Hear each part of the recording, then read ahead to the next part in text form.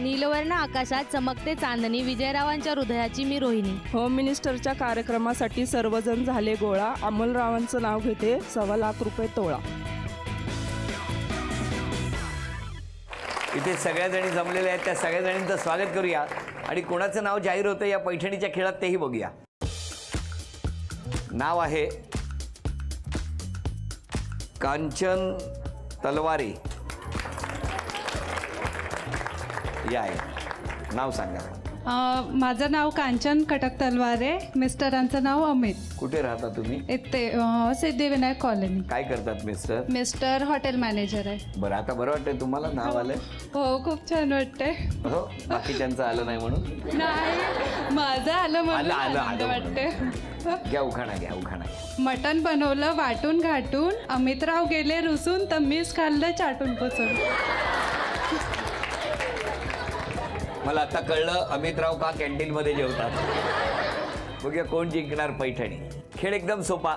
Basket ठेवलेले आहेत बऱ्याच आणि मधोमध्ये एक अशी कुंडी आहे. इथून प्लास्टिकचा चेंडू टाकायचा. जर त्या कुंडीमध्ये गेला तर 2 गुण मिळणार आणि कुठल्याही बास्केटमध्ये गोळा झाला तर 1 गुण मिळणार. दोघींनाही 10 संधी आणि 10 संधीमध्ये दोघींपैकी ज्यांची गुणसंख्या जास्त होणार त्या ठरणार आजच्या भागातल्या होम मिनिस्टर, ज्यांना मिळणार आहे 1,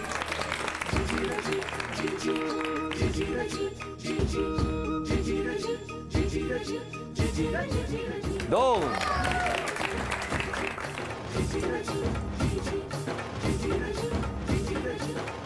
5 संधी झाल्या. गुणसंख्या आहे 2 आणि आता 5 संधी तुमच्यासाठी.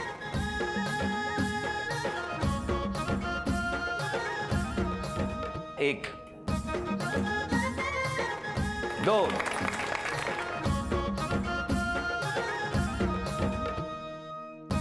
3. या वहिनींची गुणसंख्या आहे 3 आणि या वहिनींची गुणसंख्या आहे 2. 4,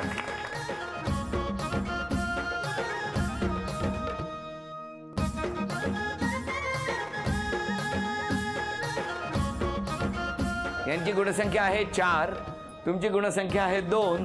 आता 5 संधी तुमच्यासाठी.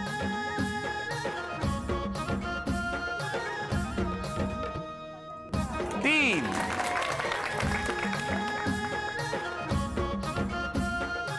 बरोबरी होण्यासाठी 1 गुणाची आवश्यकता. यांची गुणसंख्या आहे 4, तुमची गुणसंख्या आहे 3. 1 चेंडू आहे.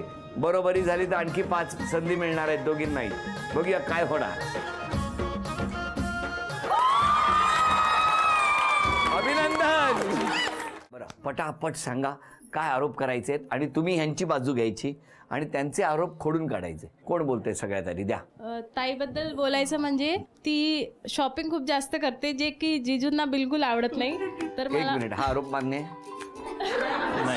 नाही. तुम्हाला मान्य नाही? नाही, ते करतायत ते आरोप चुकीचा आहे. बरोबर. ते नेहमी बोलत राहतात की तुझी ताई खूप शॉपिंग करते, तिला थोडं सांगत जा थोडंच. पण हे तर म्हणतात की आरोप मान्यच नाही त्यांना. आता मला मान्य नाही तो आरोप. मामा बोला. माझा आरोप दीपकरावकडे आहे. तर दीपकराव जास्त बोलत नाही. म्हणजे आपण 10 शब्द बोलले ते 1 शब्द बोलणार. तुम्हाला मान्य आरोप? तुम्ही त्यांची बाजू घ्यायची ना. नाही, बोलतात ते, पण समोरचा जर बोलणारा असला ना ते त्यांना म्हणावं लागतं, हो थांबा आता, बस झालं. प्रॉब्लेम तुमचा आहे. अजून कोण बोलणार सांगा. आमचे जवळ खरंच खूप कमी बोलतात. हो, फोन तर अजिबात करत नाही. जे पप्पांसोबत तर बिलकुलच बोलत नाहीत. काय असं करता? पण काय बोलायचं रोज रोज? काय कळत नाही का ते? जेवले काय, झोपले काय, उठले काय, गेले काय, बसले काय, काय तेच म्हणजे काय विषय नवीन असला तर मग ठीक आहे. आणखी कोण बोलणार? तुम्ही द्या. तिची एकच तक्रार आहे की 2 जण खूप भांडतात. हे कमी बोलते आणि ते जास्त भांडे. काय असं करतो? हा आरोप मान्य आहे तुम्हाला? हो. कसं काय होतं ना, जास्त खोटं बोलणं नाही बरं वाटत. एक तरी खरं बोललं तर बरं वाटेल. आणि ह्या बाबतीत खोटं बोलूच शकत नाही. बोला. तिला राग आला ना, ती पटकन दुसऱ्यांना बोलून जाते. म्हणजे विचार करत नाही कुठलाही आणि पटकन बोलते. म्हणजे दुसऱ्यांना कसं वाटेल वगैरे असं तिला काही समजत नाही. नाही, हा तिचा स्वभाव आहे की रोखोक उत्तर द्यायचं आणि आपलं तेव्हाच संपून टाकायचं. बरं मला सांगा, या सगळ्या आरोपांवर तुमचं काय म्हणणं आहे? हो, ती म्हणते तसं की मी तडक फडक बोलते, कोणाचा विचार करत नाही. पण आहे तसं आहे ना, तोंडावर बोललेलं बोल, मागे बोलल्यापेक्षा तोंडावर जे आहे ते बोलून टाकायचं. आईने म्हटलंय की तसं ते फोन करत नाही पप्पांना, तर ते फोन अजिबातच कोणाला करत नाही. बरं मला एक सांगा, फोन केव्हा केला पाहिजे? म्हणजे असं किती अंतराने फोन केला पाहिजे? 1 दिवसानंतर, 2 दिवसानंतर, 3, 15, 1 महिना, 1 वर्ष, 10 वर्ष, केव्हा केलं पाहिजे? आठवड्यातून एकदा. एक बरोबर ना? नाही, ऑफिस पण पप्पाला फोन केला होता. पण असं मी रोज नाही विचारत, 15 दिवसात ना एकदा तरी विचारते. 2 दिवस झाले, तिला असं वाटतं ते 15 दिवस आहेत, पण ते 2 दिवस असतात ऍक्च्युअली. जरा बोला तुम्ही वेळात वेळ काढून. आणि मी बोलता ना, पण आता तेवढंच बोलणार ना जेवढं बोलता येईल तेवढं. जेव्हा काम असलं बरोबर पप्पा आठवतात, पप्पांना फोन करायचंय, मला हे पाहिजे, मला ते पाहिजे, पप्पांना फोन करायचंय, तेव्हा बरोबर पप्पा आठवतात. म्हणजे कसं त्यांना पण डिस्टर्ब नको, मला पण. बरोबर आहे, म्हणजे तुमचं करेक्ट आहे. त्यांना डिस्टर्ब झालं तर चालते फोन करून की मला हे काम आहे, तुम्ही करून टाका. मला आत्ताच कळतंय ह्यांना किती घरात बोलायला मिळत असेल. या पुढच्या खेळामध्ये तुम्ही किती बक्षीस मिळवून देणार ते मला बघायचंय. वेळ 2 मिनिटाची. एक अक्षर देणार, त्या अक्षरावरून वस्तू आणायच्या. अक्षर आहे कुठलं देऊया? र. र कसं आहे? र चांगला आहे. रवी आहे ना? वेळ सुरू झाली. र जा लवकर.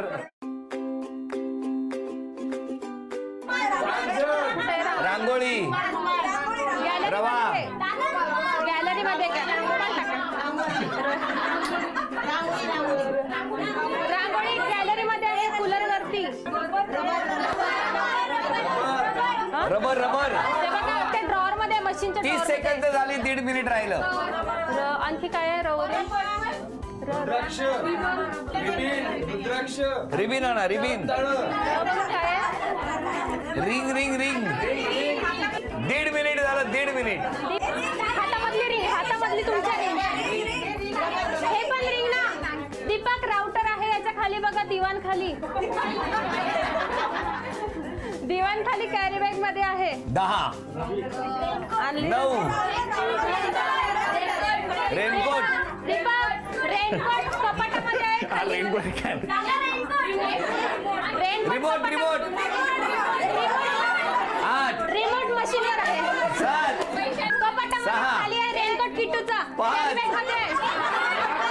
4. खोला पटकन. 3. खाली कपाटामध्ये 1. खाली कॅरी बॅग मध्ये. वेळ संपली. घ्या, एक घ्या. रवी. रिंग. 2. रिमोट. 3. हे रांगोळी. 4. रुमाल. 5. आणि 6. रबर. 7. आणि हे काय आणलं होतं? रेट करून आणलं होतं. दुसरं जाती आलं तिथं. 7. म्हणजे 2 वस्तू मिळाल्या. अभिनंदन. झी मराठीकडून ही भेटवस्तू तुमच्यासाठी. अभिनंदन. आणि आता बघूया कोण जिंकणार पैठणी. नाजूक नाजूक अनारसे साजूक तुपात तळावे, महेश रावांसारखे पती मला जन्मोजन्मी मिळावे. जाई जुई फुलांचा दरवळला सुगंध, श्री गणेश रावांच्या संसारात झाले मी गुंग. या सगळ्या माऊली इथं जमल्या, त्या सगळ्यांचं अगदी मनापासून स्वागत करतो. आणि या खेळात काय घडणार ते बघूया. कुणाचं नाव जाहीर होणार तेही लगेचच. नाव आहे नयन पायगुडे. नाव सांगा. नयन सुशांत पायगुडे. कुठे राहता? देशमुखवाडी. बरं. घरी कोण कोण आहे? सासू सासरे, जाऊ, दीर आणि मी आणि माझे मिस्टर. 2 पुतणे आणि माझा मुलगा आहे छोटा. बरं. मी काय मतदार नोंदणी तुमचं काय म्हणणं? चहा घेत नाही तुमच्याकडे? चहा वगैरे काहीच नाही, नको मामी, आता घाई मी नंतर घेईन. एकदा घेतला होता ना, तेव्हा जर बरा केला असता ना तर घेतला.